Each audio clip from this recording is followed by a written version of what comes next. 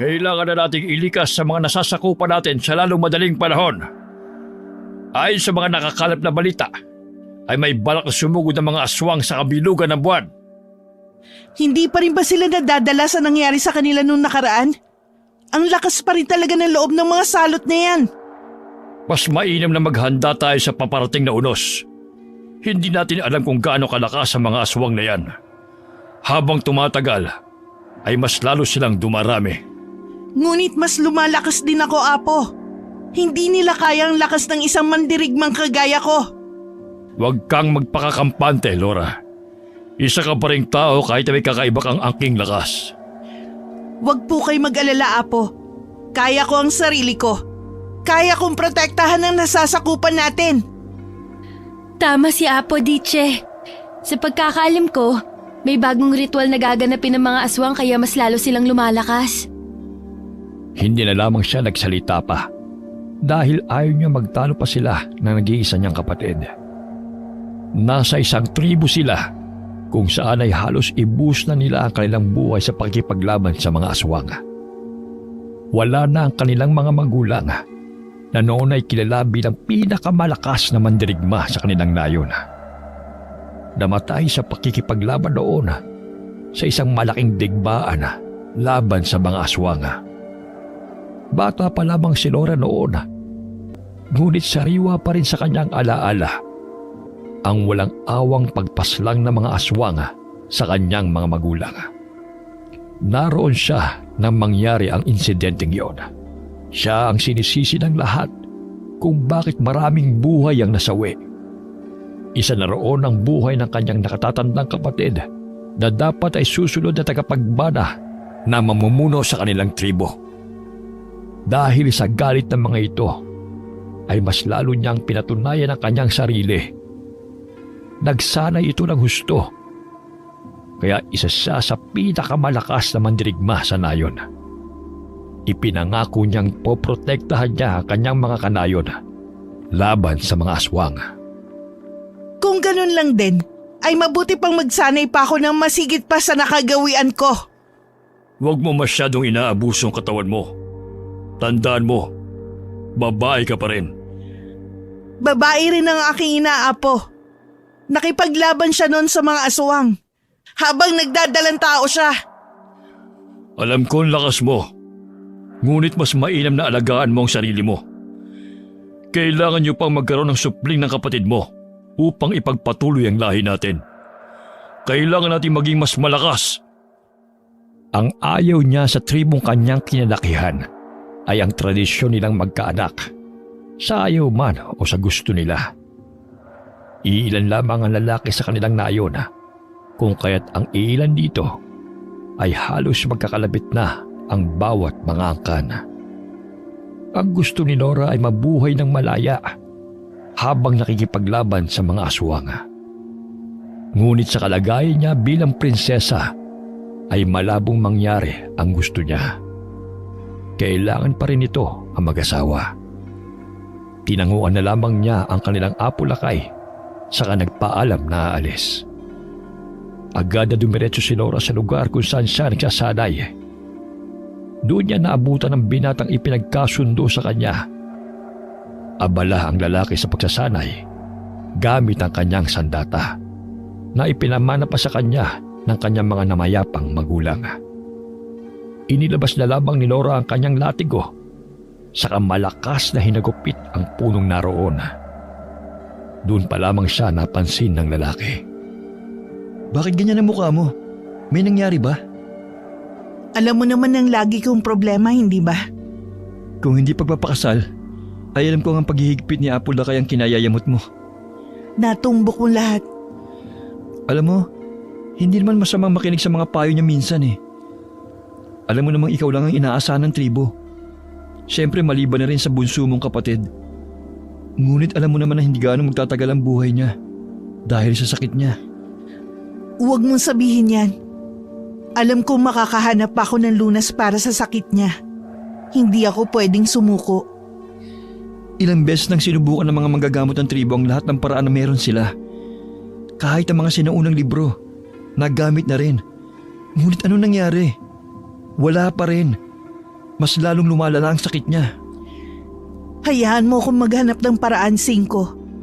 Tulungan mo na lang ako. O kung ayaw mo man, huwag mo na lang kontrahin ang lahat ng paraang maisip ko. Laura, huwag ka mag-alala. Bilang kaibigan mo, isasamahan kita. Ang sinasabi ko lang, huwag ka masyadong umasa dahil masakit ang mabigo. Alam kong hindi ako mabibigo dahil mahahanap ko ang lunas sa sakit ng aking nag-iisang kapatid. Taas noon niyang hinarap ang lalaki. Kahit alam niyang tama ito, ay hindi siya nagpatalo. Dahil mahal niya ang nag-iisang kapatid na meron siya. Nagsimula lamang na magkasakit ng malubha ito noong labanan ng mga aswang. Sanggol pa lamang noon si Lyra nang iwan siya ng kanyang mga magulang upang makipagdigma sa mga aswang. Ang palagay ng mga manggagamot sa kanilang nayon ay isinumpa siya ni Magda, ang aswang na may pinakamalakas na kapangyarihan na nasa kabilang tribo. Masyadong mahina ang katawan ng kanyang kapatid. May malaking pilat sa kanyang likod na siyang palatandaan ng sumpa. Kung yun ang paniniwala mo, nasa likod mo lang ako upang sumuporta sa'yo. Maraming salamat naman kung ganon, Cinco. Halika na, magsimula na tayo sa ating pagsasanay. Inihanda ng binata ang kanyang sandata upang makipagsanay sa babaeng kaharap. Buong tapang nitong inatake ang babae gamit ang espada na kinatatakutan ng mga aswang. Dahil sa angking liksi at galing ni Laura, ay kanyang naiwasan ang pag-atake ng binata. Hinarap niya ito sa kaginantihan ng pagwasiwas ng kanyang latigo.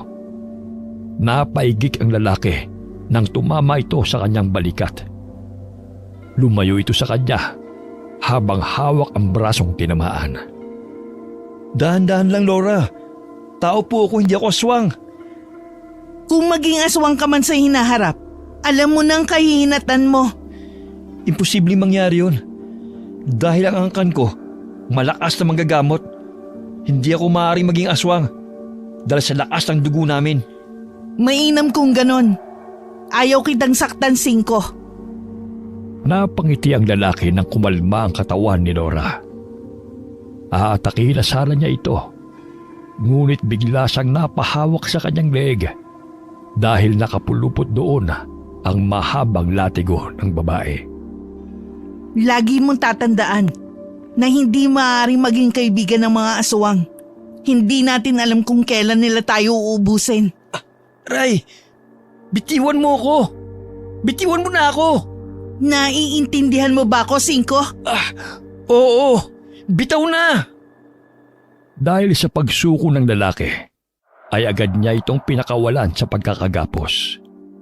Natawa na lamang siya nang maubo ito habang hawak ang kanyang leeg. Mula naman sa hindi kalayuan, ay nakarinig siya ng malakas sa palakpak na may kasamang pagsipol. Hindi pa nakakalapit ang mga ito. Alam niya ng isa sa kanyang kaibigan ang pinagmulan ng pangaasar na yon. Wala ka pa rin talagang kupas, Laura. Taob pa rin sa Cinco. Halika nga rito, Poy. Para ikaw naman ang makatikim ng latigo ko. Naku, alam kong hindi mangyayari sa akin yun, Laura. Nakikita mo tong bisig ko? Laki, no? Walang-wala to sa bisig ni Cinco. Ang lampa-lampa kasi. Malaki ang ngiti ng binata habang ipinagmamayabang ang naglalakihang braso nito. Kabaliktaran sa katawan ni Cinco na medyo patpati ng katawan kung ikukumpara sa katawan ni Poy na halos mamutok na ang mga kalamnan dahil sa araw-araw na pagsasanay. Isa ang lalaki sa pinakamalakas na mandirigma ng nayo nila. Isa rin si Poy sa pinagpipilian doon bilang mapapangasawa niya. Ngunit sa kabila ng kanyang taglay na lakas, ay wala itong kakayahang mamuno sa kanilang tribo. Taging si Cinco lamang ang pumasa sa larangan ng talino at kakisigan mula sa hatol ng mga matatanda sa kanilang nayon. Sa wastong gulang na 25 ay ikakasal ang dalawa. Parehong nasa edad na 20 ang mga ito, kung kaya't may 5 taon pa silang malayang nagagawa ang kanilang nais. Hinarap ng babae si Poy na nakangisi kay Cinco na ipinagmamalaki ang naglalakihang katawan. Ipakita mo nga sa akin ang pinagyayabang mong lakas. Ayon sa pagkakaalala ko, buntik na kita mapatumba nun. Hindi ko nakakalimutan ang muntik na pagkakatumba ko noon. Huwag ka mag-alala dahil hindi na ako iinom sa oras na magkaharap ulit tayo. Bakit hindi natin gawin yun ngayon, Poy? Hindi naman sa ayaw ko ha. Hindi lang talaga ako pwede ngayon. Bakit? Natatakot ka bang matalo ulit? Nakarinig ng pagtikhim si Nora mula sa pamilyar na tinig. Nang lingunin niya yon, si Apo Lakay ang bumungad sa kanya. Dahil may ipapagawa ako kay Poy, Nora. Narinig mo yun? May ipapagawa sa akin si Apo. Kaya naman sa kasamang palad, hindi kita malalabanan ngayon. Ang dami mong palusot. Aminin mo na kasi na natatakot ka lang na matalo kita. Hindi totoo yan. Napailing na lamang ang matanda habang hawak ang kanyang tungkod. Tinignan nito si Cinco na hindi pa rin nakakabawi sa pagkakapulupot ng latigo sa kanyang leeg. Nakaupo pa rin ito sa damuhan habang hawak ang leeg dahil sa sakit na tinamo. Kailangan mo ba ng tulong, Cinco? Ayos lang po ako, Apo. Nabigla lang ako sa naging laban namin ni Laura kanina. Sus, malusot ka rin eh. Ang sabihin mo, natalo ka talaga ng babae. Tumayo si Cinco sabay pagpag ng mga dumi na dumikit sa kanyang kasuutan. Tinapunan niya ng seryosong tingin ng binata na siya namang nagpatras dito.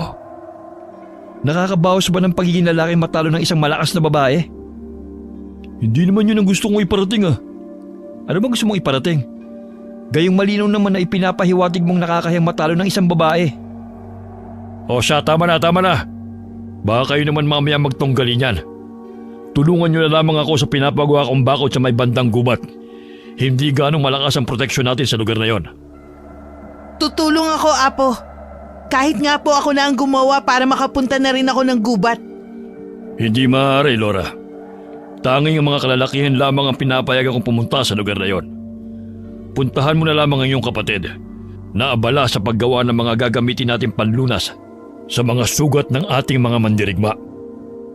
Mas pipiliin ko na lang po na makipaglaban sa mga aswang kesa umupo sa kubo ng buong araw para sa pagdidikdik ng mga halamang gamot na yon. Bilang susunod na pinuno, ay dapat marunong ka sa mga simpleng gawain na gaya nun upang mailigtas mo ang iyong mga nasasakupan. Kaya ko po silang iligtas sa pamamagitan ng pakikipaglaban. Tinapik-tapik ni Poy ang kanyang balikat na siyang kinainis nito. Alam niyang pang-aasar labang yun sa kanya ng binata sa tuwing pinagsasabihan siya ni Apo Lakay. Pumunta ka na kung nasaan ang iyong kapatid, Laura. Tulungan mo na si Ron. Kami naman ang mga binatang ito ay lalakad na. Walang nagawa ang dalaga sa mahigpit na utos ng matanda. Malakas ang mga padyak nito pauwi sa layon kung saan naroon ang karamihan ng kanilang mga mamamayan. Hindi na lamang nito pinansin ang tingin sa kanya ng mga taong naroon. Alam na nito ang iniisip nila sa kanya.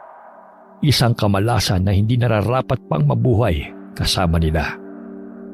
Dumiretso na lamang ito sa kubo kung nasaan ang kanyang kapatid na kinagigiliwan ng mga taong naroon. Masaya silang nagkukwentuhan tungkol sa mga masasayang pangyayari sa loob ng nayon. Nang makita siya ng mga ito, ay agad silang nagpaalam kay Lira. Ipinagkibit malikat na lamang nito ang kanilang reaksyon. Nakangiting hinarap siya ng kanyang kapatid na abala sa paggawa ng mga gamot. Tapos na ba ang pagsasanay mo, Diche? Gustuhin ko mang hindi matapos yon. Wala na akong magagawa. Lalo na't si Apo Lakay ang nagpahinto sa akin. Pinapunta ka ba niya rito upang tulungan ako? Ano pa nga ba? Wala na akong magagawa. Utos niya. Hindi ka naman basta-bastang napapasunod ng kahit sino, Diche. Kung gugustuhin mo naman, alam ko magdedesisyon kang mag-isa. At naroon ka na sa gubat kasama nila. Sana talaga ordinaryong tao na lang si Apo. Kahit na ano kasing gawin kong pagtutol sa mga utos niya, bigla na lang ako napapasunod. Hindi ko alam kung anong orasyon ang ginagawa niya sa akin. Masyado kasing malakas ang dugo ni Apo na nananalaytay sa mga ugat mo. Malakas ang koneksyon yung dalawa. Kaya isang utos niya lang, napapasunod ka kagad. Napabuntong hininga na lamang si Nora habang mabilis na dinidikdik ang dahon ng makabuhay. Mabisa na panlaban daw yun sa mga aswang. Walang interes sa ganung bagay si Nora. Ang tanging nasa isip nito ay ang pagpuksa sa mga aswang na naging sanhi ng pagkawala ng kanyang mga magulang, maging ng sumpa sa kanilang lahi. Sa oras na makagawa ng pinakamalakas na pangontra ang kanyang apo, ay alam niyang wala nang kawala ang mga aswang sa kanya. Uubusin nito ang kanilang mga lahi.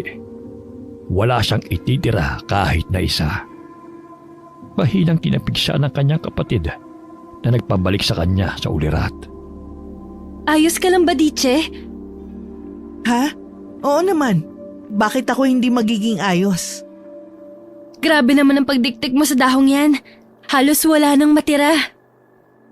Doon lamang tumigil si Nora sa kanyang ginagawa. Inilapag niya ang gamit nito sa isang tabi, saka napabuntong hininga ng malalim. Ganun na ba ako kasamang anak, Lira? Anong ibig mong sabihin, Diche? Hindi ko naman sinasadya ang nangyari nun. Bakit mo yan iniisip ngayon? May nangyari ba? Wala naman. Ngunit ang tingin ng karamihan sa akin tuwing dadaan ako. Parang isang nakakahawang sakit. Ayaw nila akong lapitan. O maski ngitian man lang. Kailan ka pa nagkaroon ng pakialam sa mga sasabihin nila? Nakakapagod na kasi ang ganito, Lira. Paano na lang kung ako ng pinuno ng nayong ito? Paano na ang mga nasasakupan ko? Kung ako mismo ang problema nila. Ayoko magkagulo ang tribo natin dahil sa akin. Naku, huwag mo na lang sila pansinin. Hamak na mas malakas ka sa kanila. Dahil sa'yo nananatiling ligtas ang nayon natin. Kaya alam ko na magiging isang magaling at malakas na pinuno ka. Naniniwala ako sa'yo, Diche. Ang matamis at inosenteng ngiti ni Lira ang nagpabagabag kay Nora. Alam niyang malakas siya. Ngunit mahina siya pagdating sa mga taong nasasakupan nila. Ilan lamang ang nakakausap niya sa mga iyon. Karamihan pa sa kanila ay ang mga mandirigma ng kanilang tribo. Sa mga sumunod na araw ay nakatanggap sila ng mensahe mula sa isang mandirigma na nagmamanman sa kuta ng mga aswang. Lahat ng mandirigma ng kanilang tribo ay pinatawag upang magpulong para sa kanilang papalapit na digmaan. Maghanda na kayo. Natuntunan ni Poy ang kuta ng mga aswang. Kailangan na nating sugurin ang kanilang tribo upang hindi na sila makapaminsala pa. Handa na ako, Apo. Huwag kang magpapadala sa emosyon mo, Laura. Tanasan mo ang iyong pakiramdam. Isip bago puso. Maliwanag. Makakaasa kayo, Apo. Tumikhim si Cinco na tahimik lamang na nakikinig sa kanila. Nilingon siya ng mga mandirigmang naroon.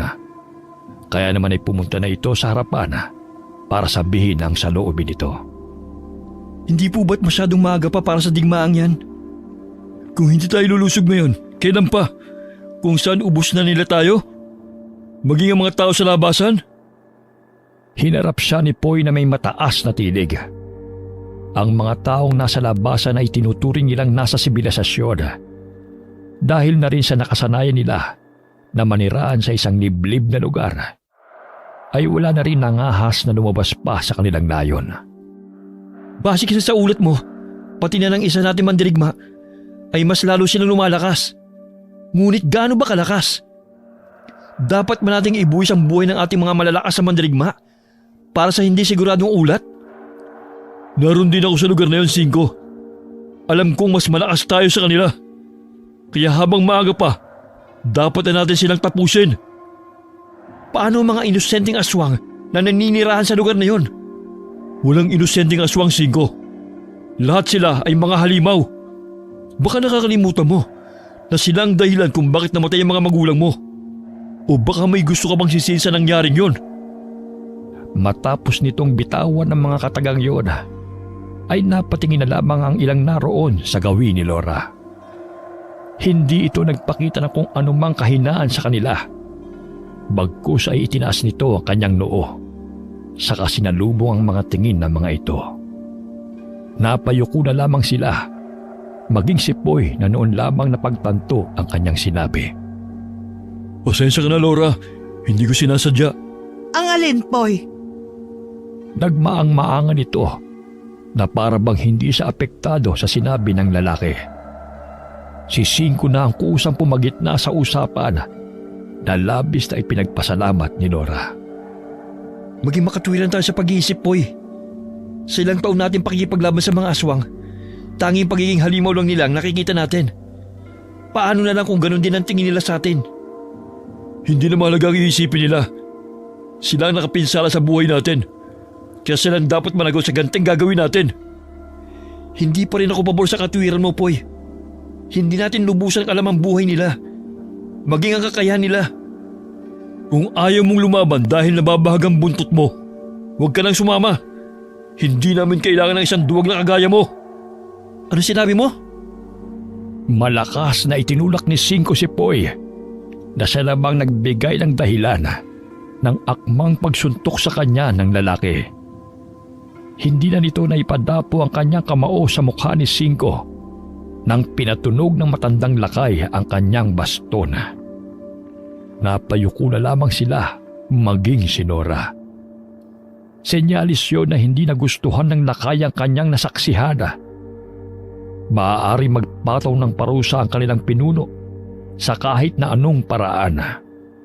Yun ang iniiwasan ng lahat ng naroon dahil saksi sila kung paano bawian ng buhay ang isang mandirigma dahil sa pagsuway nito sa utos. Ako na magpapasya kung anong susunod nating gagawin. Susugod tayo bukas ng gabi. Kaya naman ang lahat ng mandirigmang matatapang ay maghanda na para sa gagawin natin paglusob. Handa na po ako, Apo. Handa na kami. Hindi ba mga kasama? Sabay-sabay na sumagot ng pagsang-ayon ng lahat. Kaya naman ay mayabang na tinignan ni Poy si Cinco. Natahimik labang na nakahalukip-kip sa isang tabi. Humayo na kayo para maghanda ng kakailanganin sa digmaan bukas.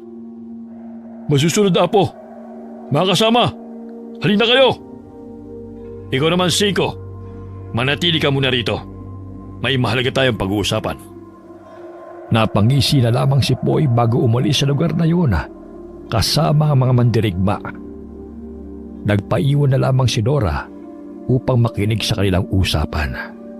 Hindi yun inalintana ng matanda dahil agad nitong kinausap si Cinco nang tuluyan ng makalabas ang mga mandirigma. Bumabagabag ba sa'yo ang gagawin natin, Cinco? Kung sasabihin ko po bang oo, hindi na tayo susugod.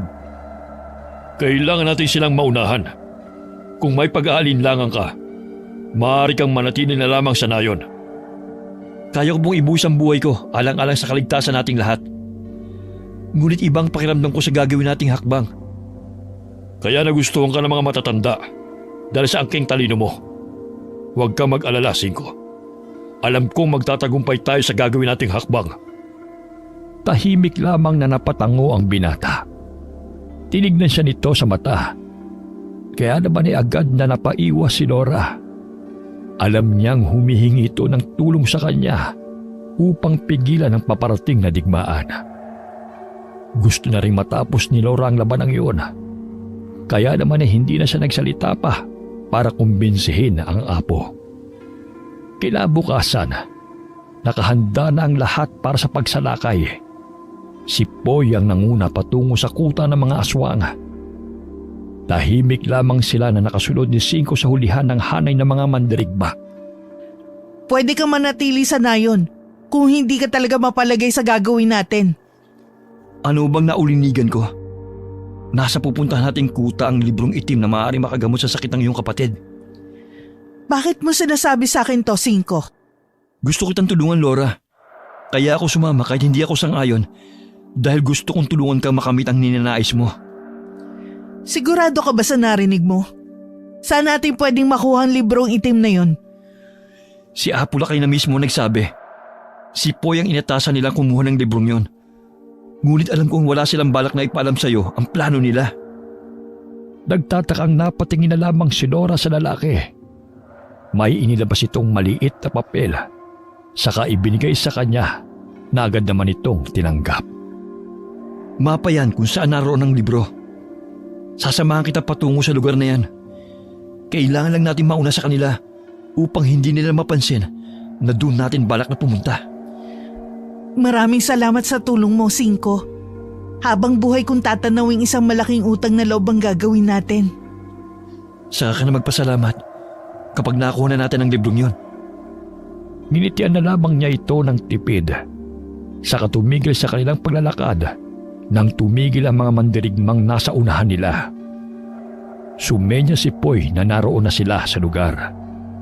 Kaya naman ay naghiwa-hiwalay ang mga ito para pumwesto sa kanilang gagawing pag-atake. Hindi sumunod sina Cinco sa nakatakdang plano. Bagkus ay sumunod ito kay Nora na hawak ang mapa papunta sa isang malaking altar kung saan naroon ang librong itim. Dapit hapon na yon, kung kaya't maliksi ang kanilang mga kilos dahil na rin sa panganib na nakaabang sa kanilang buhay sa oras na magkamali sila ng hakbang.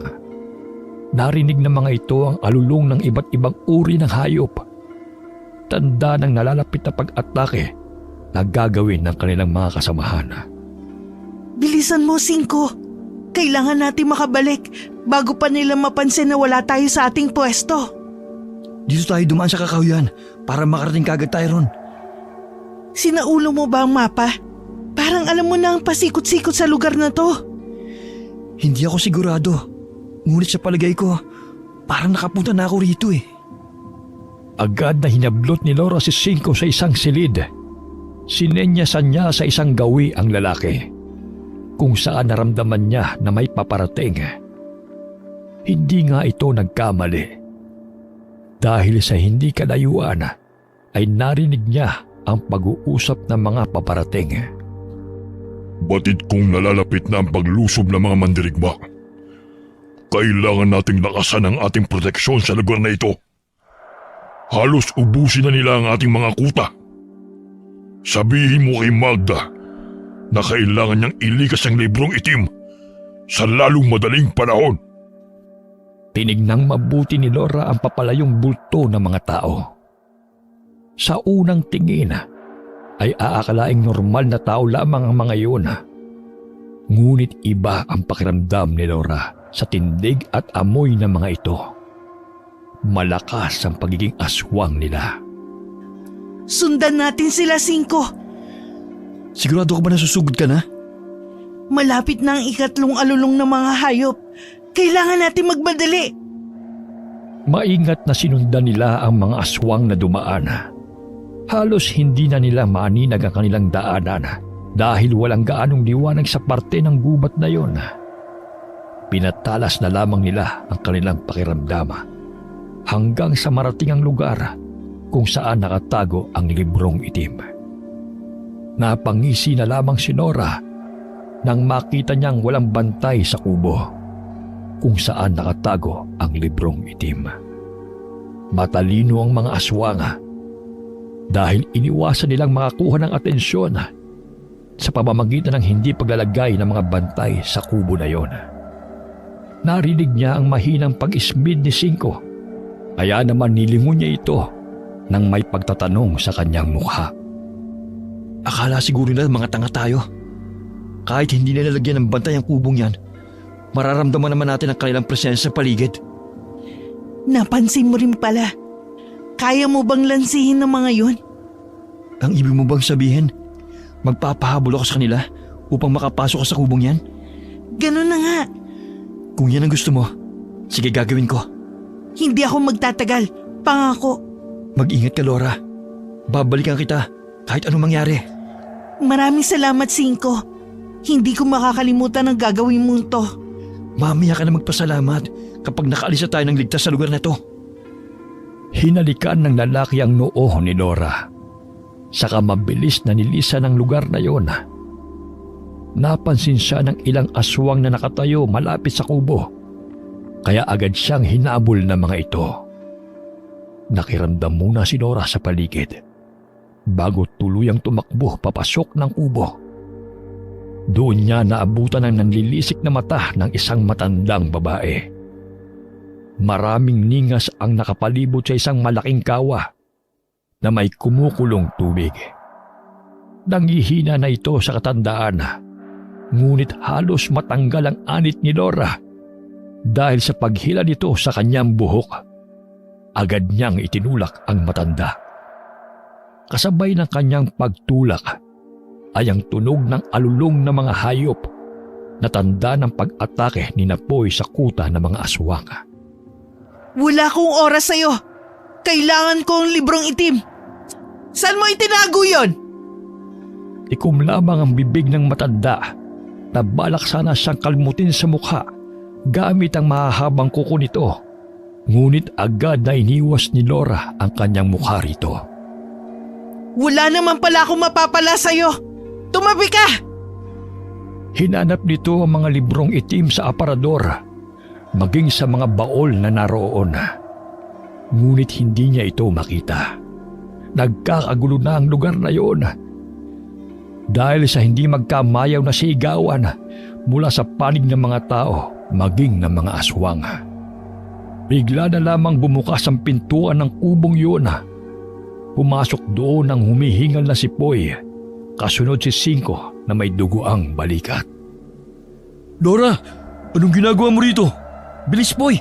Pasok! Ang dami nila! Agad ay sinara nito ang pintuan ng kubo.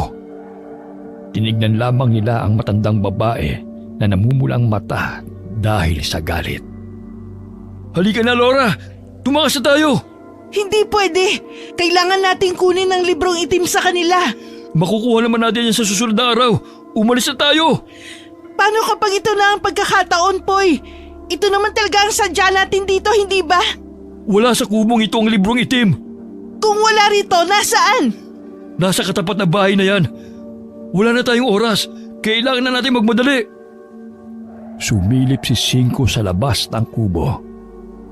Nang wala na silang marinig na ingay, ay agad na dumiretso mga ito sa isang malaking bahay na katapat lamang ng kubong yun. Hoy, ikaw na magbantay dyan sa labas. Nora, ikaw dito sa loob. Ako nang bala sa librong itim. Sigurado ka ba riyan, Cinco? May tiwala ako sa inyo. Kayo nang bala rito. Mag-iingat ka. Dito lang kami. Kapag hindi ako nakalabas sa loob ng 5 minuto, tumakas na kayo. Huwag mo sabihin yan, Cinco. Sama-sama tayong uuwi sa nayon. Tanging tango na lamang ang isinagot ng binata sa kanya. Dali-dali itong tumakbo papasok ng bahay. Sa isang sulok naman nakatago si Nora. Handa itong makipaglaban sa mga aswang na paparating. Nakaramdam na lamang na matinding pag-uga sa lupa si Nora. Kasabay noon ay sigaw ni Cinco na tumakas na sila. Cinco! Cinco! Poy! Poy, si Cinco! Umalis na tayo, bilis! Teka lang. Librong itim yun? Saan? Yung bang nasa altar? Nandito lang pala yan. Kunin mo na ang librong itim.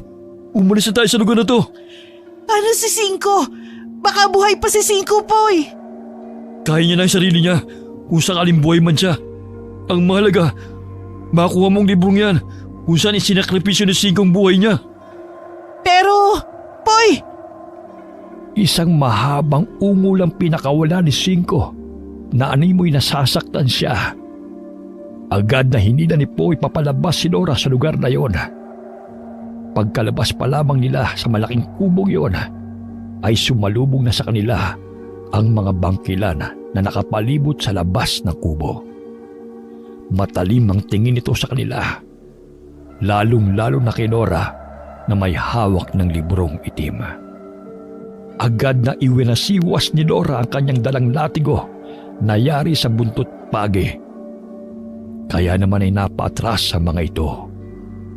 Ang ilan sa mga bangkilan ay nasa itaas ng puno, nagmamadsyag sa bawat galaw nila. Kulang-kulang 20 ang mga naroon. Kampante si Laura na agad nilang mapupuksa ang mga aswang na nakaharang sa kanilang daraanan. Nakarinig sila ng malakas na alulong na halos nagpadagundong sa buong lugar na yon. Parang mga pusang nabahagang mga buntot ng mga bangkilang nasa kanilang harapan. Napatungo ang mga ito. Kaya naman ay naging alerto si Laura sa paparating na nilalang. Mag-iingat ka, Laura! Malakas ang kalaban natin! Nakahanda ako, Poy. Uuwi pa tayo ng ligtas mula rito. Sana nga, huwag kang mamamatay ha! Ikaw ang huwag mamamatay. Uuwi pa tayo. Nakarinig sila ng isang malakas na halakhak mula sa likuran ng hanay ng mga bangkilan. Halos himatayin si Laura dahil sa panghihina mula sa presensya ng bagong dating. Saan nyo naman balak gamitin ang librong itim na yan? Hindi mo na kailangan pang malaman. Sino ka? Magpakita ka! Ang may papayo ko lamang sa iyo ay huwag mo nang ilabas pa sa nayong ito ang librong yan kung ayaw mong masaktan. Nagpapatawa ka yata. Hindi ako naparito para utusan mo. Naramdaman ni Laura ang paglapit ni Poy sa kanyang likuran. Narinig niya ang mahinang bulong nito na nagpalaki sa kanyang mga mata. Kung hindi ako nagkakamali, Laura, narito ang pinuno ng mga aswang. Nararamdaman kong lakas niya. Iwan nyo rito ang librong itim na yan. Sagrado para sa aming mga aswang ang hawak ninyo. Kaya hindi maaaring mapunta yan sa mga taong kagaya nyo. Manahimik ka! Tampalasan! Nakarinig ng mga angel mula sa bangkilan si Laura. Mula sa taas ay sinugod siya ng bangkilang lumilipad. Napahawak na lamang ito sa kanyang pisngi dahil sa kalmot nito.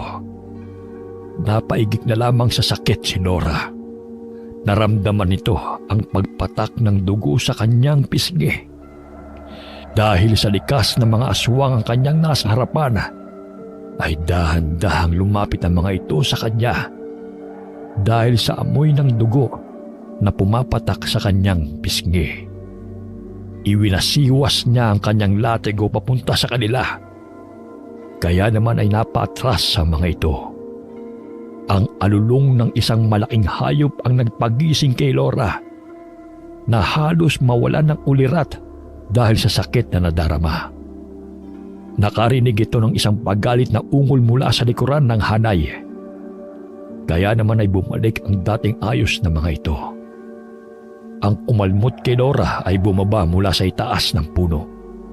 Saka pumunta kung saan nagmula ang malakas na ungol. Ano ang karapatan mong magdesisyon? Walang hiya ka! Noon lamang naaninag ni Laura ang mukha ng aswang na nasa likod ng hanay. Nakita na ni Laura ang mukhang yun. Hinding-hindi niya makakalimutan ang aswang na naging dahilan ng pagkamatay ng kanyang mga magulang.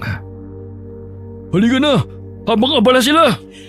Poy, sila ang pumatay sa mga magulang ko! Kailangan na nating umalis!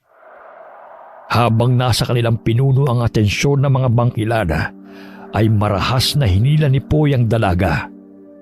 Pikit matang sumunod ito sa kanya habang hawak ang librong itim na nasa kanyang bisig. Bago pa sila tuluyang nakalayo, ay lumingon si Laura sa gawi ng pinuno. Isang malakas na sampal ang pinakawalan nito na naging dahilan ng pagkaputol ng ulo ng bangkilang umatake sa kanya.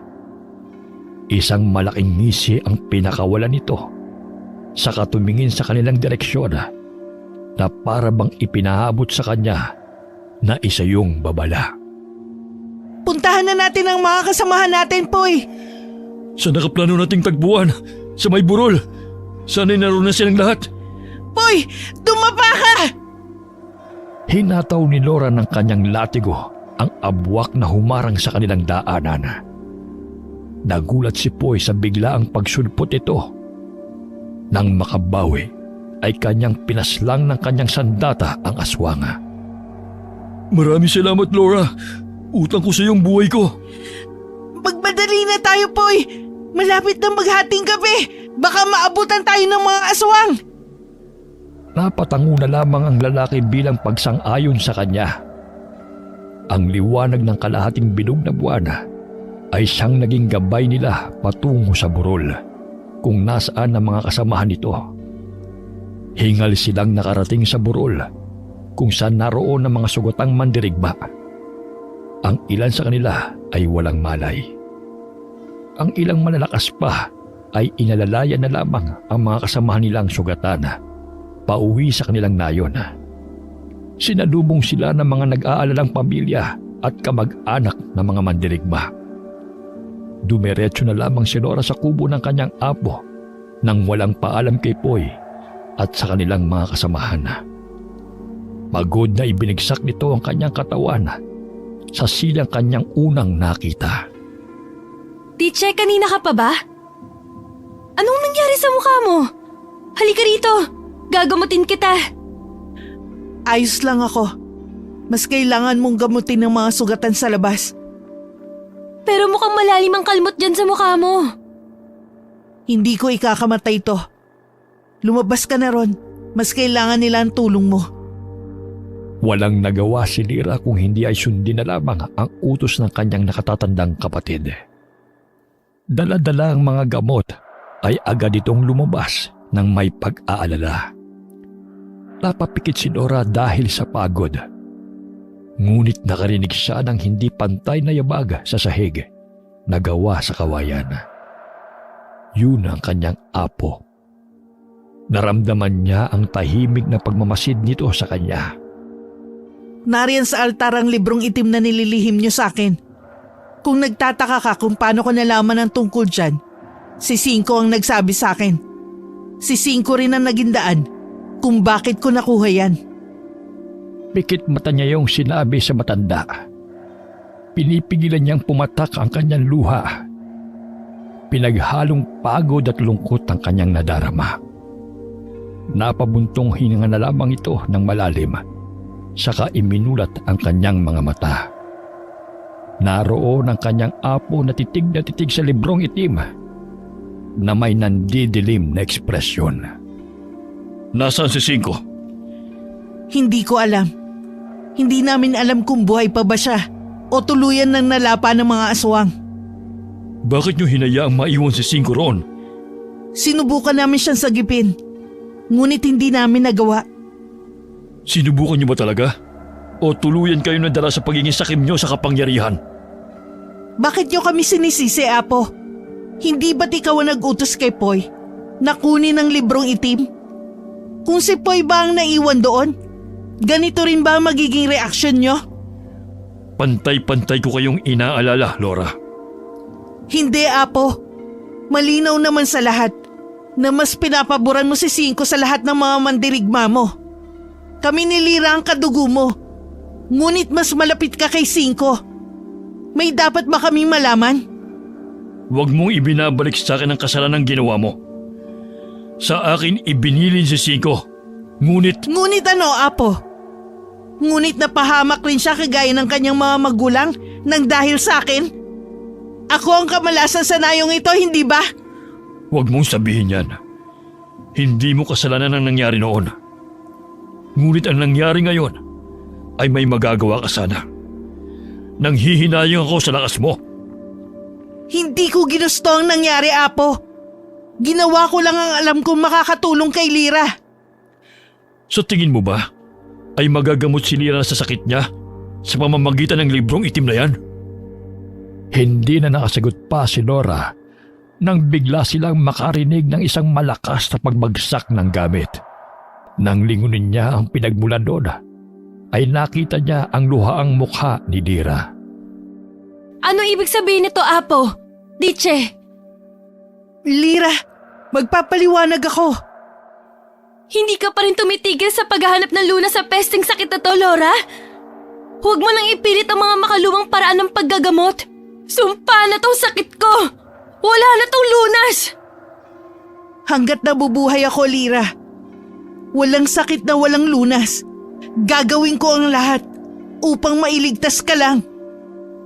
Maligtas ako o ang sarili mo sa pamumuno sa nayong to? Baka sarili ka, Laura. Sarili mo lang iniisip mo. Hindi totoo yan. Lahat ng ginagawa ko para sa'yo. Lahat ng sakripisyong ginagawa ko para sa ikabubuti ng nayong ito. Kaya wag mong pagdudahan ang intensyon ko. Isang malakas na tunog ng baston ang nagpatigil sa pagsasagutan nilang dalawa. Hindi na sumagot pa si Lira dahil sa takot nito sa matandang lalaki. Tumigil na kayo sa pagbabangayan nyo! Lira!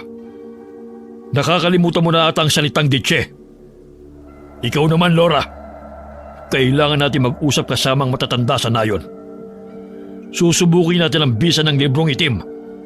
Alang-alang sa pagsasakripisyo na ginawa ni Cinco. Pero Apo, Makakalis ka na, Lira. Mag-uusap pa kami ng kapatid mo.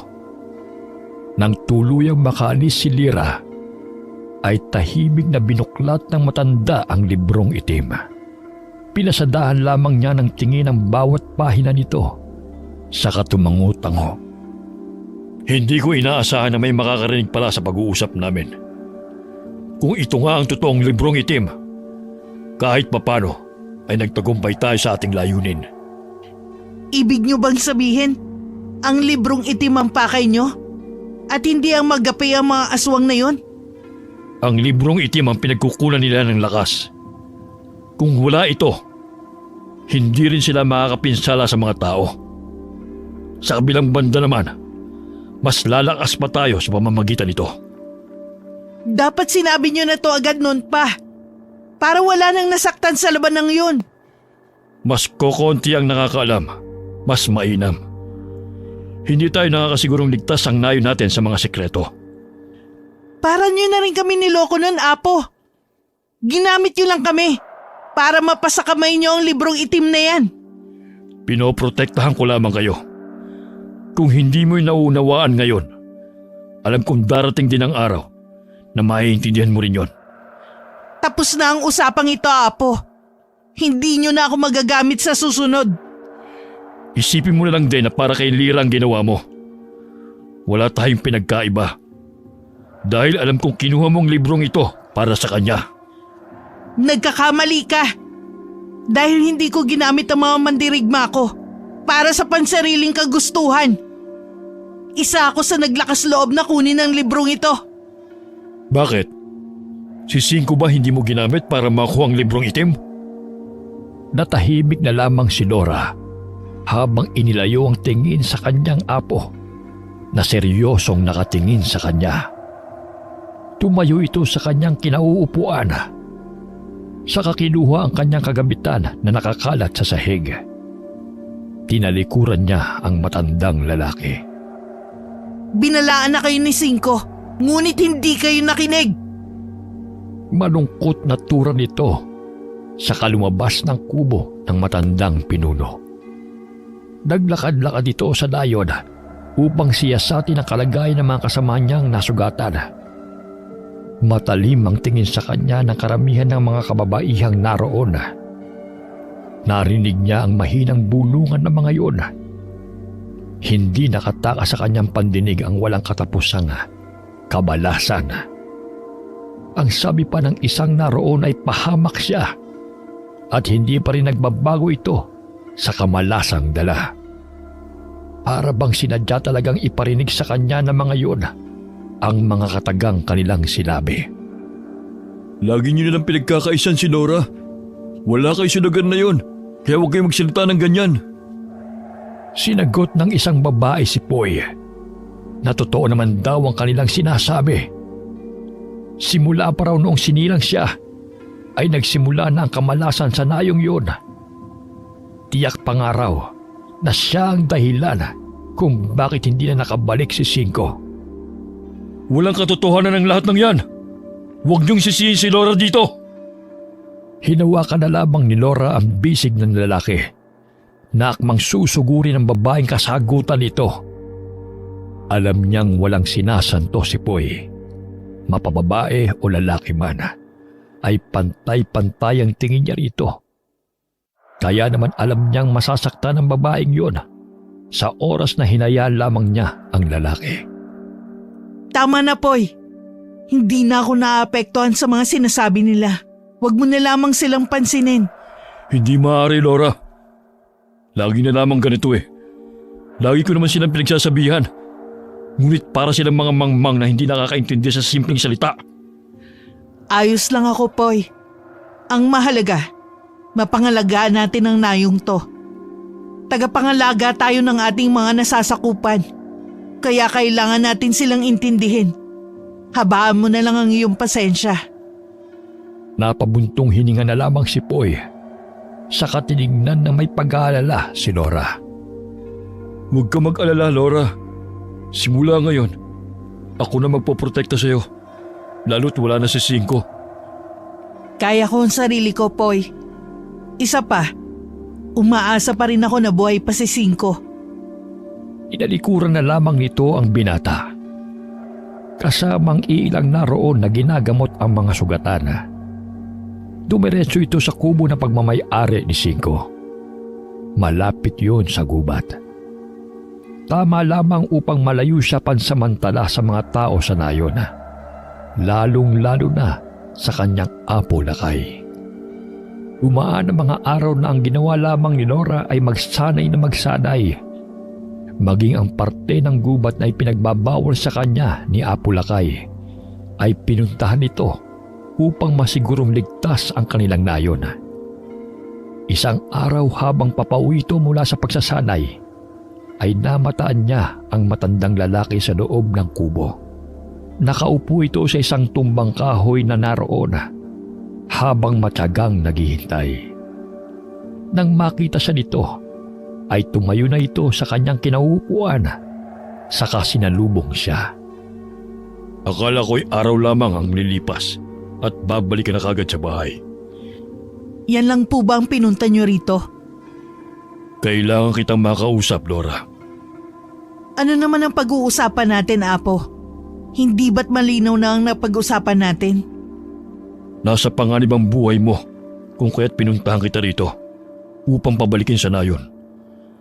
Noong una ay hinayaan lamang kitang gawin ang gusto mo. Ngunit ngayon ay kailangan mong mag-ingat. Nakatanggap pa ka ng ulat na ang librong itim na dinala mo, ang kaisa-isang librong itim na mayroon ng mga aswang. Kaya kong pangalagaan ang aking sarili, Apo. Hindi ba't sa inyo na rin nanggaling na tunay ang inuwi ko rito? Ibig sabihin lamang nun, may kakayahan na kayong palakasin ang tribo natin. Yun rin ang pinunta ko rito. Sumama ka pabalik sa ating nayon. May ipapakita ko sa iyo. Sumunod na lamang si Laura sa matanda at hindi na nagtanong pa. Nang makarating sila sa nayon, ay pinagtitinginan siya ng mga taong naroon. Maging si Poy ay tuwang-tuwa nang makita siya. Nilapitan siya dito na may malaking ngiti sa kanyang labi. Ang tagal mong hindi nagpakita sa nayon, Laura. Balak sana kitang bisitahin eh. Ngunit mahigpit na ibinili ni Apo na huwag kang aabalahin sa kubo. Hindi na niya sinagot pa ang lalaki dahil nakarating na sila sa kubo ni Apo. Nanlaki ang mata ni Laura nang makita nito si Lira sa isang mahabang mesa. Malaki ang ipinayat nito at halos wala ng kulay ang kanyang balat. Ano nangyari sa kapatid ko? Anong ginawa niyo? Nasa librong itim ang orasyon na maaaring gumamot sa sakit ng kapatid mo. Sinimulan na namin ang ritual. Ganyan ba talaga ang ritual? Bakit parang mas lalong lumala ang kalagayan ng kapatid ko? 3 beses namin ginawa ang ritual. Ngunit ilang beses din kami nabigo. Sa kada ritual na aming ginagawa, malakas ang hatak din nun sa lakas ni Lira. May mali ba sa ritual? Bakit ganyan na lamang ang epekto sa kapatid ko? Ang masamang balita, hindi natin makukumpleto ang ritual dahil may kulang sa orasyon. Ano yun, Apo? Ayon sa libro, Kailangan natin ng anting-anting na upang tuluyang mabuksan ang isang pahina na naglalaman ng orasyon na kukumpleto sa ritual. Marahan siyang tinapik ni Poy sa balikat. Hindi pa namin matukoy kung saan ang pinakakuta nila. Maghahanap ako ng paraan. Narito na tayo. Kailangan na nating matapos ito. Hindi natin maaari isakripisyo ang ating mga mandirigma para sa paghahanap lamang ng anting-anting na yon. Huwag kayong mag-alala. Ako na ang bahala sa paghahanap ng kuta nila. Hindi ito magtatagal. Makakaasa kayong mahanap ko yun sa lalong madaling panahon. Ang lalong madaling panahon na sinabi ni Poy ay inabot ng linggo, buwan at maging taon. Tama ang sinabi ng kanyang apo na masyadong mahina ang mga aswang kung wala ang librong itim. Matagal na nahimik ang mga ito, ngunit ang kanya namang kapatid na si Lyra ay wala pa ring malay. Doon na naman lagi si Nora sa bahay ng kanyang apo dahil kailangan siya ng kanyang kapatid. Isang gabi ay nasa labas siya ng bahay habang nagpapahangin. Malayo ang kanyang tingin, kaya hindi nito napansin na lumapit na sa tabi niya si Poy. Mukhang malalim ang iniisip mo ah. May ideya ka ba kung nasa ng kuta ng mga aswang, Poy? May nakuha na akong impormasyon. Bakit parang interesado ka yata? May binabala ka ba? Nag-aalala na ako sa kapatid ko. Ilang buwan na siyang ganyan. Malapit na namin matuntunan ang lungga nila. Konting paghihintay pa. Batid ni Laura na hindi na niya kayang maghintay pa. Masyado nang matagal ang isang taon. Kailangan na niyang kumilos upang mailigtas ang kanyang kapatid. Poy, pwede ko bang malaman kung saan ang kuta nila? Wala kasi kung alam o balita man lang sa ginagawa niyong paghahanap. Mahigpit nga na pinagbabawal ng apo na huwag sabihin sa yung impormasyong meron kami. Sa loob ng 1 taon, Poy, may ginawa ba ako? Naghintay lang ako. Alam ko, Laura. Ngunit ipangako mo. Hindi sasabihin na sa akin ang galing ang impormasyon na to, ha? Makakaasa ka, Poy. Wala akong balak na ipagsabi ito kahit kanino. Gusto ko lang malaman ang nangyayari sa tribo natin. Tumangutango pa ang lalaki. Saka ibinahagi sa babae ang mga impormasyong nakalap nila. Maging ang mapa na meron ito ay ipinakita niya kay Laura. Lingid sa kaalaman ng lalaki na binabalak ni Laurang lusubin ang lugar na yon upang makuha ang anting-anting. Ang anting-anting, Poy. Alam mo ba kung sino may hawak? Nagtatanong lang ako kasi nag-aalala ako sa kapatid ko. Hindi ako sigurado. Pero parang kay Magda yata. Lahat ng impormasyon ko, hindi kumpirmado ha. Kailangan pa namin puntahan ang lugar na yon sa susunod na linggo para makasiguro. Maraming salamat sa pagbabahagi nito sa akin, Poy. Malaking bagay na may alam ako sa nayon natin maging sa mga aswang. Kasi naman kung wala ka sa silidang iyong kapatid, naroon ka naman sa kubo ni Cinco. Mabuti na lamang narito ka para ipaalam sa akin ang lahat ng yan, Poy. Matamis niyang nginitiaan ng lalaki na siyang ikinapula nito. Alam ni Laura ang nangyayari sa nayong yon. Taliwas sa sinabi niya sa lalaki ang katotohanan. Alam din ito ang tungkol sa anting-anting na suot ng kanilang pinuno. Hindi si Magda ang nangangalaga noon, kung hindi si Primo mismo. Kahit na wala ang librong itim, ay malakas pa rin ang mga aswang dahil sa kwintas na yon. Agad na nagpaalam ang dalaga. Nagdahilan na lamang ito na magpapahinga siya, na agad namang hinayaan ng lalaki. Ilang oras ang nakalipas matapos ang usapan nila ni Poy, ay agad na naghanda ang babae upang umalis sa nayon. Balak niyang puntahan ang kuta ng mga aswang. Inaalala nito ang bawat detalye ng mapa na ipinakita ni Poy. Iginuhit niya yon sa papel. Bago siya umalis sa layon, ay tinignan muna nito ang kanyang kapatid na mahimbing na natutulog sa kanyang silid. Huwag kang mag-alala, Lira. Babalik akong ligtas. Gagawin ko ang lahat upang matapos ang ritual. Dahan-dahan nitong isinarado ang pintuan. Saka naglakbay sa kadiliman ng gabi. Baon niya ay tanging lakas ng loob, maging ang latigong kasangga niya sa lahat ng laban. Ilang oras ang kanyang ninakbay na walang katiyakan kung magtatagumpay ba siya sa kanyang pupuntahan. Magpapahinga na sana ito, ngunit may naaninag siyang malaking baboy ramo, hindi kalayuan sa kanyang kinaroroonan. Nag-anyong tao ito. Agad namang nagtago si Nora sa isang puno. Sinilip niya ang aswang na palingon-lingon pa sa kanyang paligid. Kung siniswerte ka nga naman, sila na ang kusang lumalapit sa akin. Masundan nga. May napansin si Nora na kakaiba habang buklat ang mapang dala nito. Napakunot na lamang ang kanyang noo dahil ang daan na tinatahak ng aswang na kanyang sinusundan ay salungat sa mapa kung saan naroon ang kuta ng mga aswang. Nasa kabilang dako yun ng ilog. Ibig sabihin ba nito? Patibong lamang ang kutang alam nila, Poy. Kailangan kong masiguro na tama ang daan na tinatahak ko. Hindi nabigo si Nora dahil naroon nga ang kuta ng mga aswang. Nagmatsyag muna siya sa paligid. Nakiramdam. Maraming aswang ang naroon. Malalakas sa mga ito. Iba ang pakiramdam niya sa lugar na yon. Masyadong mapanganib. Kailangan niyang umalis sa lalong madaling panahon.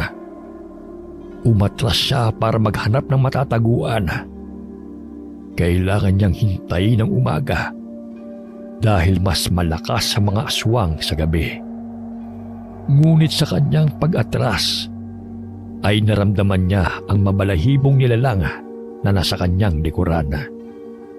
Nagtaasan ang balahibo niya nang maramdaman niya ang kakaibang lakas ng nilalang na yun. Akala ko'y hindi na tayo magkikita pang muli, mahal na prinsesa. Ano ang okasyon at napadalaw ka sa aking kaharian? Dahan-dahan siyang napalingon sa kanyang likuran. Kaharap niya ang aswang na nakita niya 1 taon na nakakalipas. Yun ang kumitil sa buhay ng aswang na kumalmot sa kanyang mukha. Tinignan nito ang malaking peklat na nasa kanyang mukha. Napangiti ito sa kanyang nakita. Binasa ng aswang na yun ang mga labi nito gamit ang kanyang dila. Nakakagalit na sinira ng bangkilan ang napakaganda mong mukha, mahal na prinsesa. Huwag mo akong tawaging ganyan! Malakas na hinataw ng latigo ni Nora ang mukha ng aswang na kaharap niya. Lumayo kagad ito sa kanya.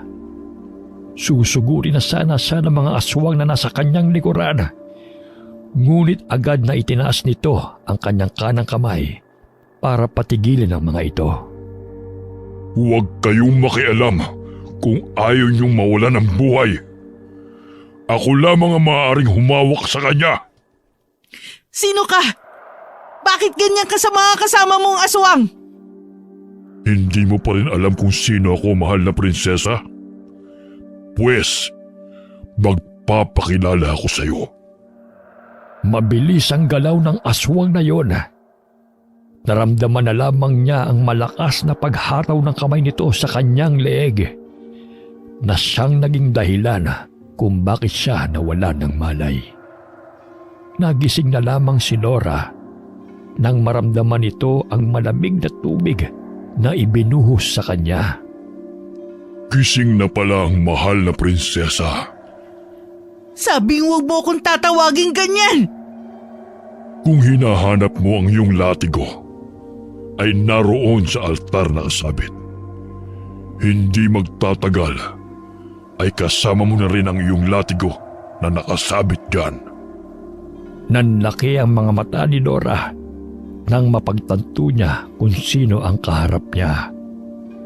Suot ng aswang na yun ang kwintas na kanyang kailangan. Ikaw ang pinuno? Mabuti naman at nakilala mo na ako. Malulungkot na sana ako eh. Biglang bumukas ang pintuan ng silid na yon. Mas lalo siyang nagulat nang iniluwa noon si Cinco.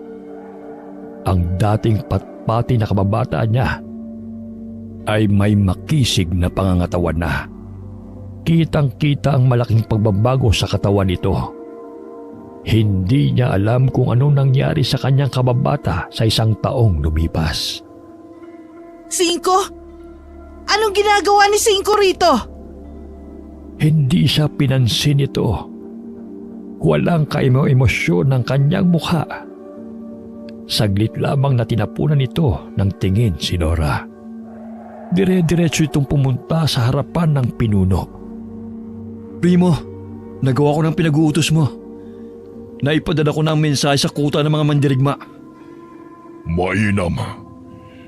Hindi magtatagal ay narito na sila kasama ang librong itim. Sa tingin niyo ba gagawin niya ni Apo? Bakit hindi? Ikaw ang susunod na pinuno ng mga mandirigma. Ang iyong kapatid ay kasalukuyang nasa sumpa ni Magda. Ikaw lamang ang maaaring pumalit kay Lakay. Ito ay ayon na rin kay Cinco. Sa loob ng 1 taon, maraming nagbago, Primo. Anong ginawa mo kay Cinco? Bakit ang may aswang na siya? Wala kaming ginawa sa kanya. Sa katunayan, ay isa siya sa amin. Hindi totoo yan!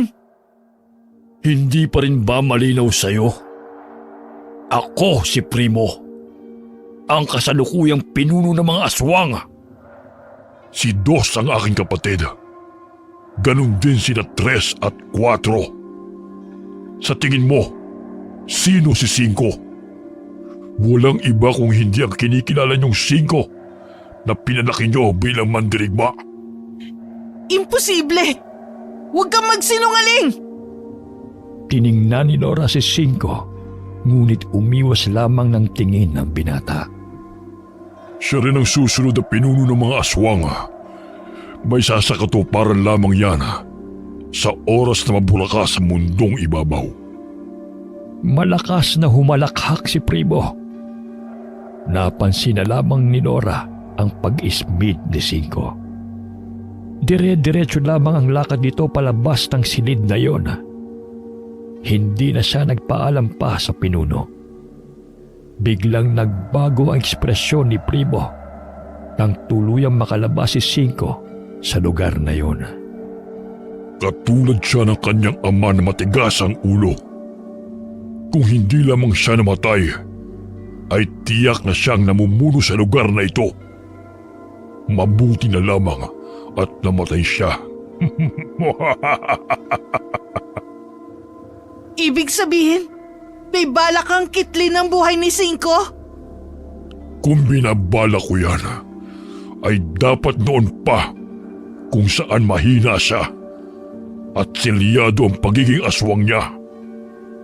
Dahil sa inyo, hindi gaanong malakas ang kapangyarihan ni Cinco. Tinulungan lamang namin siya na ipalabas ang tunay na kakayahan niya.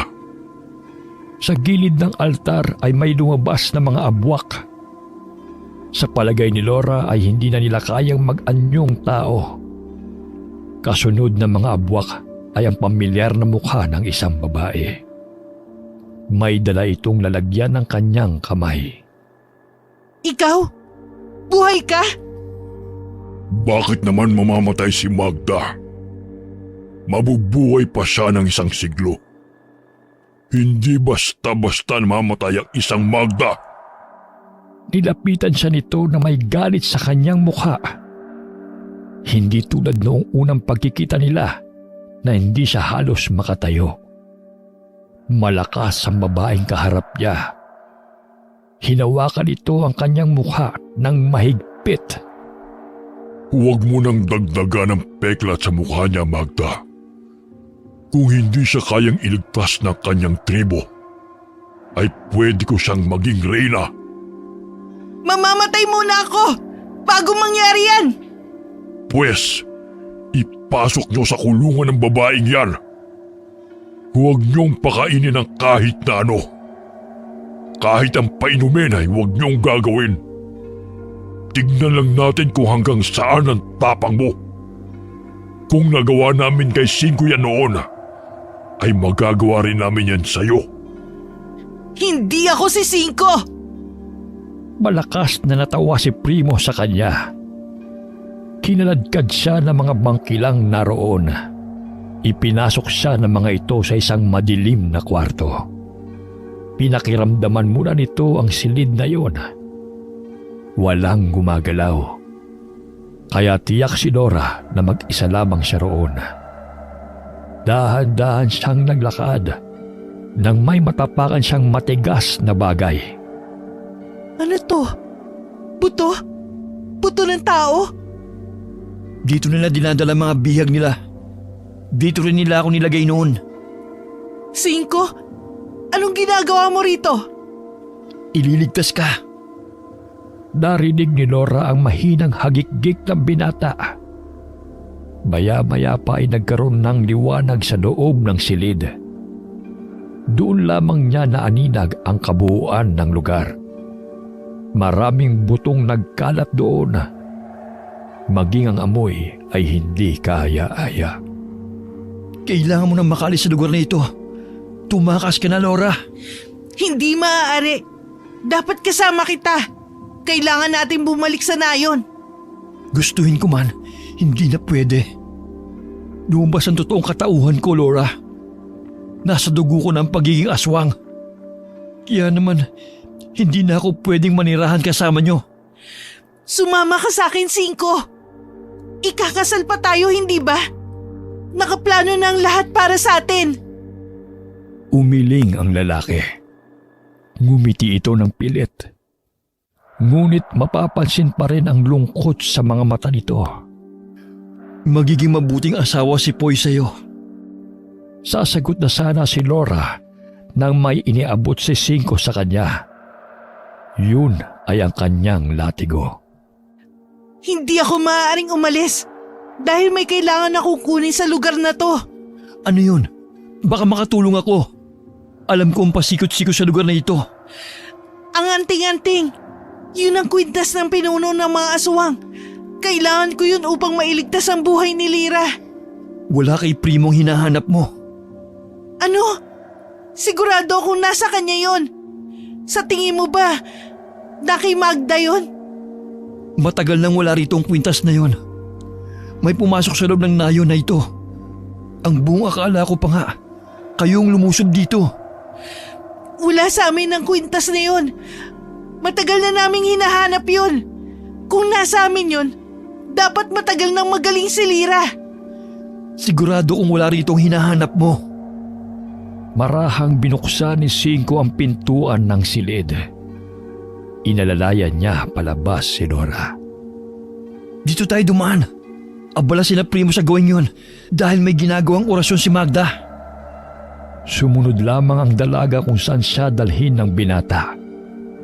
Hindi naman nagtagal ay nakarating sila sa ilog na humahati sa tribo ng mga aswanga. Hanggang dito na lamang kita mayahatid. Kailangan kong bumalik sa nayon. Hindi maaari dahil alam kong sasaktan ka nila sa oras na malaman nilang nakatakas ako. Halika na!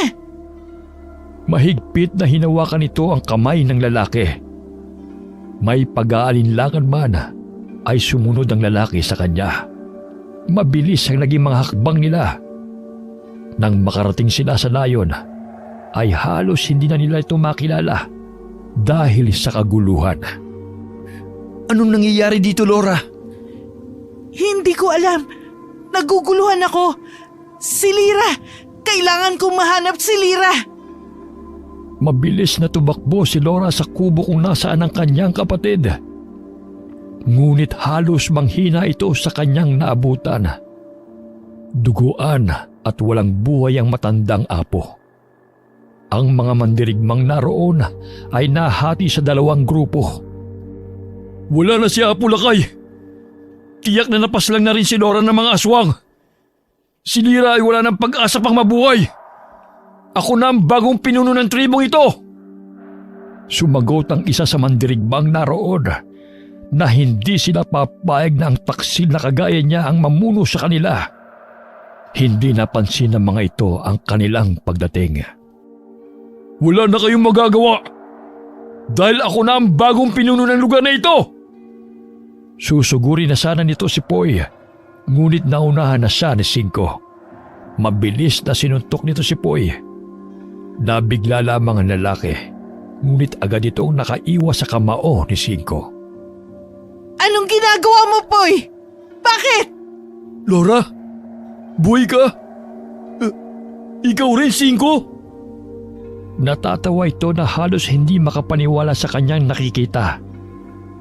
Kumunot ang noo ni Laura nang mapansin niya ang kwintas na suot ni Poy. Hindi kasi ito nagsusuot ng kung ano dahil isa siyang mandirigma. Sagabal raw yun sa kanila. Agad na napagtanto ni Laura ang nangyari. Ikaw ang pumasok sa nayon ng mga aswang? Matagal na palang nasa iyong anting-anting na yan. Ngunit ginawa mo kaming tanga. Matalino kayo ni Apo Lakay. Ang akala ko nga'y malalaman niyo kagad ang ginawa ko. Alam mo bang malakas ang kapangyarihan ng librong itim? Maging ng anting-anting. Nasilo ko sa kapangyarihan, Poy. Hindi ikaw yan. Nagkakamali ka, Cinco. Dahil ito ang tunay na ako. Sinugod niya si Cinco, ngunit agad na nasangga ng lalaki ang kamay nito. Sa isang taon mo sa lugar na yon, lumakas ka. Hindi ka na ang patpating si Cinco. Hindi na siya sinagot ni Cinco. Dahil doon ay nainis si Poy. Kaya naman inilabas nito ang kanyang sandata upang saksakin si Cinco. Nagpalit ng wangi si Cinco na siyang ikinagulat ng lahat. Ang nais na talunin sila, Poy, ay maghanda! Agad na nilabas ni Laura ang kanyang latigo at isa-isang inatake ang mga mandirigmang nasa panig ni Poy. Dahil sa likas na malakas si Laura, ay agad niyang nagapi ang mga ito. Tanging si Poy na lamang ang natira. Ngunit nagpalit rin ito ng wangis. Naging isang gabunan ang lalaki. Hindi ko akalain na darating sa punto na gagawin ko ang bagay na ito. Aswang ka? Ako si Quatro. Nagulat ka ba, Cinco?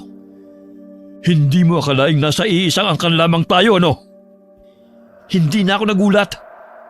Dahil una pa lamang, naramdaman ko na naisak ang aswang. Hindi magtatagal ay narito na rin si Primo. Tama nga ang pagtitiwala ko sa iyo, Quatro. Hindi mo ko binigo. Sugod! Mabilis ang galaw ng mga aswang. Inatake nila ang mga taong naroon. Si Cinco naman ay mabilis din ang naging pagkilos para labanan ng mga aswang. Nilapitan nito si Laura sa kamay inaabot. Isuot mo ang kwintas na to. Saan galing yan? Anting-anting na binigay sa akin ni Apo. Pangontra yan sa kapangyarihan nila. Hindi kita iiwan sa labang to. Napatango na lamang si Laura sa lalaki. Naramdaman nito ang lakas na galing sa kwintas. Walang pag-aatubiling sinugod niya ang mga ito. Nagtagal ang labanan ng halos 1 oras. Inubos niya ang mga aswang na sumugod sa kanilang nayon. Si Cinco naman ay buong lakas na ginapi si Poy. Hindi na nila mahagilap kung nasaan si Primo. Ngunit tiyak silang nakatakas ito. Masyadong mabilis sa mga pangyayari. Hindi makapaniwala si Laura na nagapi niya ang mga ito. Ngunit alam niyang malaking tulong ang suot-suot niyang anting-anting na iyon. Nang mga sumunod na araw, ay inilibing nila ang mga mandirigmang binawian ng buhay dahil sa pakikipaglaban.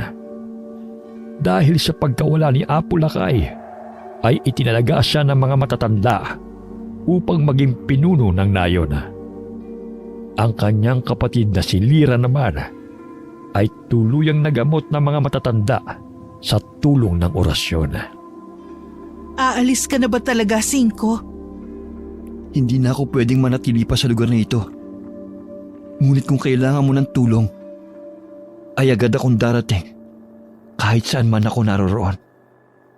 Mahigpit na niyakap ng lalaki si Laura bago nilisa ng nayong iyon. Hindi man maganda ang mga nangyari, ngunit alam niyang magiging maayos ang nayon nila dahil nagapi nila ang karamihan sa mga aswang. Napangiti na lamang si Laura habang inaalala ang mga panahong kasama niya pa si Cinco. Bumalik si Laura sa nayon kung saan Kailangan na nating ilikas sa mga nasasakupan